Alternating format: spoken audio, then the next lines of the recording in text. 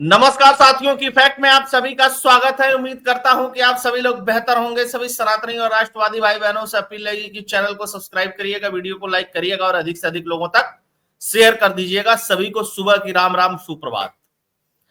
दोस्तों, सोनिया गांधी का हिंदुओं के खिलाफ एक बड़ा षड्यंत्र जो था, एक जो बड़ा खेल था 2008 में खेला गया, वो फेल हो गया, वो खत्म हो गया पूरी तरीके से।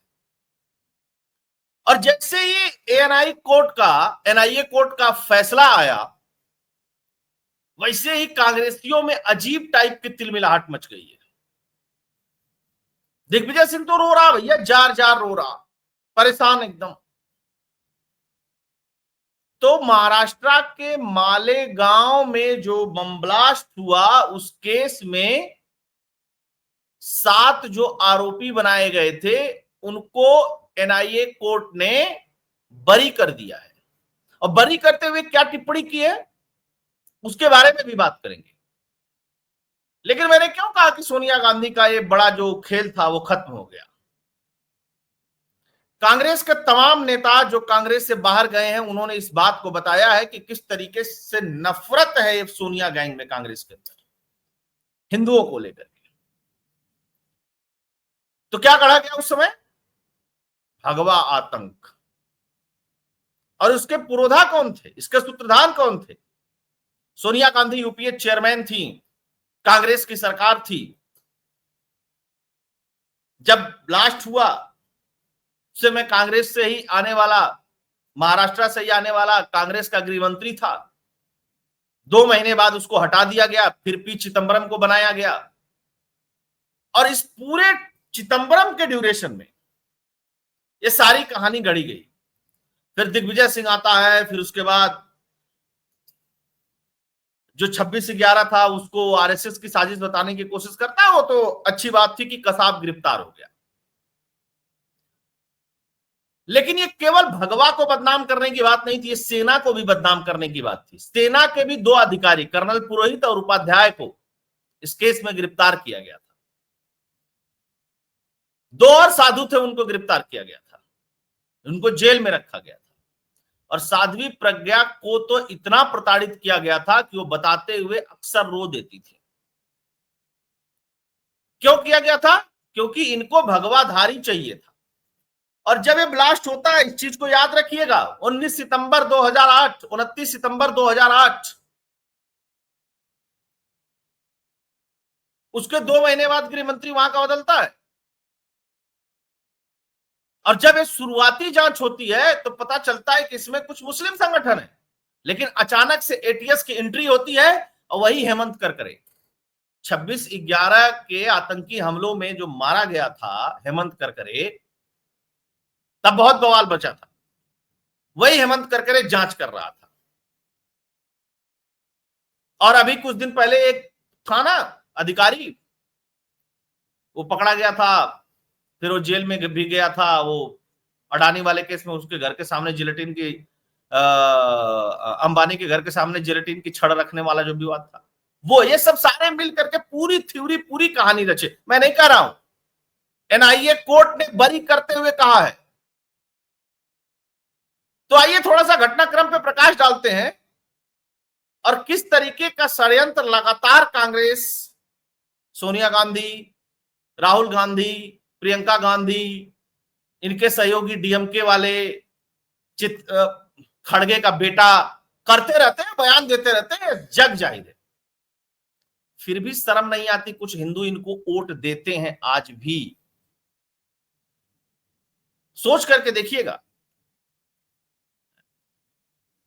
17 साल तक अपमानित किया, अब भगवा की जीत हुई। मालेगांव धमाके में बरी होने को साध्वी प्रज्ञा ने बताया हिंदुत्व की जीत, कहा मेरा जीवन बर्बाद हो गया, है ना।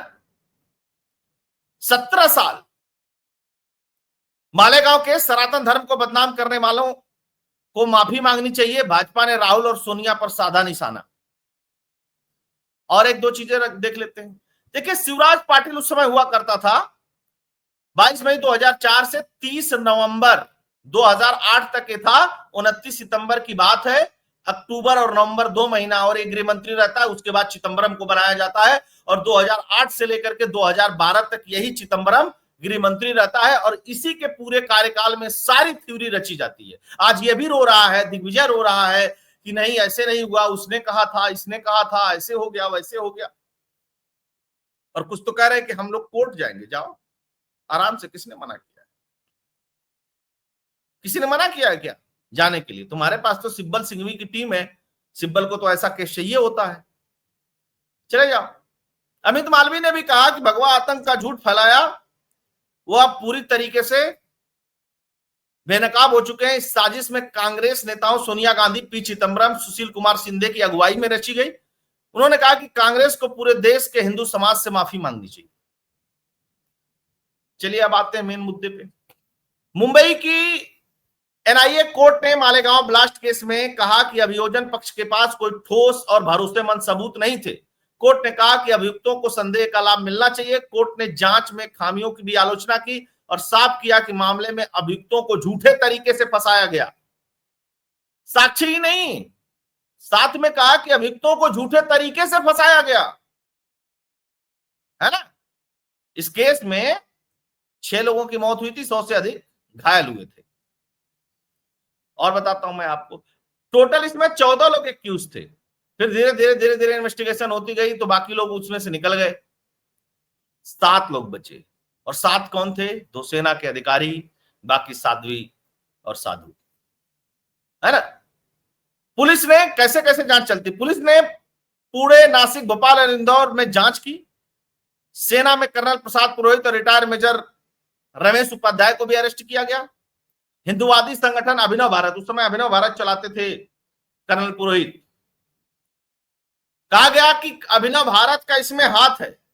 सुधाकर द्विवेदी उर्फ दयानंद पांडे का भी नाम आया। 2009-10 में केस एनआईए को ट्रांसफर किया गया। आरोपियों पर यूएपीए के तहत मामला दर्ज किया गया। कर्नल पुरोहित और साध्वी प्रज्ञा को लंबे समय तक जेल में रखा गया। 2017 में साध्वी प्रज्ञा को खराब सेहत की वजह से जमानत मिली। उसके बाद दिग्विजय सिंह के खिलाफ यही साध्वी प्रज्ञा चुनाव लड़ती हैं और दिग्विजय सिंह को भारी मतों से हराती हैं। आगे थोड़ा सा और देखते हैं क्या है। ये पूरा ग्राफ से आप अच्छी तरीके से समझ जाएंगे, इस पूरे चार्ट से। मेन थ्योरी क्या होती है? महाराष्ट्र एटीएस 2008 से 2011 तक जांच करती है, अभिनव भारत को बताती है कि इस साजिश में शामिल है। एनआईए 2011 से 2016 तक जांच करती है। वो कहती है कि एटीएस ने सबूत गढ़े हैं और गवाहों पे दबाव डाला है। भाई ये हेमंत करकरे जो एटीएस को लीड कर रहा था उस समय, उसकी क्या मजबूरी थी, या और भी जो एटीएस को लीड कर रहे थे उनकी क्या मजबूरी थी? गवाह गढ़ने के लिए, साजिश रचने के लिए, क्योंकि कांग्रेस पीछे खड़ी थी। इन लोगों का मेन उद्देश्य था कि अब हम सत्ता में आ गए हैं, हिंदुओं को एक बार इतना बदनाम कर दो वैश्विक स्तर पे कि इनकी स्थिति इतनी कमजोर हो जाए इस देश में कि कहना ही क्या। आपको पता है ना, वक्त कानून भी उसी समय आया था मनमोहन सिंह की सरकार में। अभियोजन पक्ष साजिश का एंगल साबित नहीं कर पाया, सीधे सीधे एनआईए कोर्ट ने कहा। 1 से 14 आरोपी, जिसमें प्रज्ञा ठाकुर, कर्नल पुरोहित प्रमुख साजिशकर्ता, इनको माना एटीएस ने। एनआईए ने क्या कहा कि 7 आरोपियों पर केस की सिफारिश, प्रज्ञा ठाकुर को क्लीन चिट। याद रखिएगा इस पूरे घटनाक्रम को। कांग्रेस सत्ता में थी तब ये सब कुछ हो रहा था, है ना। 7 आरोपी बरी। प्रज्ञा ठाकुर पे क्या आरोप लगा? प्रज्ञा ठाकुर के नाम पर रजिस्टर्ड जो गाड़ी थी वो ब्लास्ट में इस्तेमाल की गई। प्रज्ञा ठाकुर के नाम पर, लेकिन आरोपी काल सांगरा के पास थी गाड़ी 2 बार बिक चुकी, लेकिन अभी भी साध्वी प्रज्ञा का नाम उसमें लिया जा रहा फंसाने के लिए। यह साबित नहीं हुआ कि बाइक प्रज्ञा ठाकुर की है या उस पर बम रखा गया था। सीधे सीधे कहा गया कि यह साबित नहीं हो पाया कि उसी बाइक पे बम था और दूसरी की वो बाइक प्रज्ञा ठाकुर की थी। यह साबित ही नहीं कर पाया। क्या गजब खेल चल रहा था। ये बताया गया कि साध्वी प्रज्ञा बाइक की शौकीन थी, चलाती थी, तो उन्हीं की बाइक थी। अच्छा, आरडीएक्स बताया गया कि कर्नल पुरोहित लेकर के आए थे, यह भी साबित नहीं हो पाया। एक और मजेदार चीज बताऊं, एटीएस ने पुरोहित को फंसाने के लिए यह साजिश रची, मैं नहीं कह रहा हूं, कोर्ट कह रहा है, शर्म आनी चाहिए उन हिंदुओं को जो अभी भी कांग्रेस को वोट देते हैं। इस बात को ध्यान रखिएगा, मैं बहुत जिम्मेदारी से इस बात को कह रहा हूं, बहुत जिम्मेदारी से। अभी भी राहुल गांधी के अंदर इन लोगों को मसीहा नजर आता है। ये जितने ओबीसी और फलाना ढिकाना जाति जनगणना ऐसे वैसे राहुल गांधी बता रहा है ना हाथ भांज के, ये सब चाहते हैं कि एक बार हम सत्ता में आ जाए तब बताएं इन लोगों को। 2004 में भी तो अटल बिहारी वाजपेयी से नाराज होकर के सत्ता दिया ही था ना हिंदुओं ने। बताइए कितना बढ़िया बढ़िया काम हुआ हिंदुओं के लिए। और जब हिंदुओं की बात आती है तो ये बात नहीं आती है कि तुम ठाकुर हो कि ब्राह्मण हो कि यादव हो कि कौन हो, हिंदू। इस बात को भी ध्यान रखिएगा बहुत तरीके से। अभी हाल की बात बताता हूं, केरल की दो नन धर्म परिवर्तन करते हुए उसकी साजिश में छत्तीसगढ़ में गिरफ्तार होती हैं। उसी दिन कोर्ट में अब गिरफ्तार होती हैं और पेश कर दी जाती हैं कोर्ट में। उसी दिन संसद के अंदर प्रियंका गांधी पहलगाम में मारे गए लोगों को भारतीय बताती है और उसी दिन ट्वीट करके बताती है कि वो ईसाई नन थी इसलिए उनको गिरफ्तार कर लिया गया। तब उनको भारतीय नहीं बताती, तब उनको ईसाई और नन बताती है। और जब हिंदू मरते हैं पहलगाम में तो उनको भारतीय बताती है। ट्वीट जाकर के देख लीजिएगा प्रियंका गांधी का, राहुल गांधी का, सबका। तो ये अंतर है, इसी डिफरेंस को समझने की कोशिश की जाती है और इसी को हमेशा हम लोग बताते रहते हैं। तो एक चीज तो तय हो गई थी, हिंदू भगवा संत और बाकी सारे लोग। और एक दौर था जब कन्वर्जन का बड़ा खेल खेला जा रहा था इस देश में, तो जितना कन्वर्जन को रोकने वाले साधु संत या संगठन थे उनको फंसाया भी जा रहा था साथ के साथ। और आरएसएस पे तो इन लोगों की पहले से ही नजर रहती है। मैं फिर से बता देता हूं, 26/11 जो मुंबई में हुआ, अगर कसाब नहीं पकड़ा जाता तो पूरा का पूरा जो था ठीकरा आरएसएस के ऊपर फोड़ने की साजिश थी। किताब लिखी गई ना, सुशील सिंधे गृह मंत्री और दिग्विजय सिंह ये सब मिलकर के उसका उद्घाटन कर रहे थे। और सबसे बड़ी बात क्या थी, अधिकारियों को भी कब्जे में लेकर के काम करते थे। और ये डेमोक्रेसी की बात करते हैं, इंस्टीट्यूशंस की बात करते हैं, कोई ऐसा इंस्टीट्यूशंस नहीं था जो कभी स्वतंत्र होकर के काम किया कांग्रेस के समय में, कोई इंस्टीट्यूशन नहीं था। आप अंदाजा लगाइए ये कितनी बड़ा खेल था, कितना। अभी भी तिलमिला रही है कांग्रेस, कोर्ट के बरी होने के बावजूद भी। अभी भी नहीं है कि चलो भाई ठीक है कोर्ट ने बरी कर दिया, कम से कम इस पे खामोश रहे, माफी मांगे, है ना।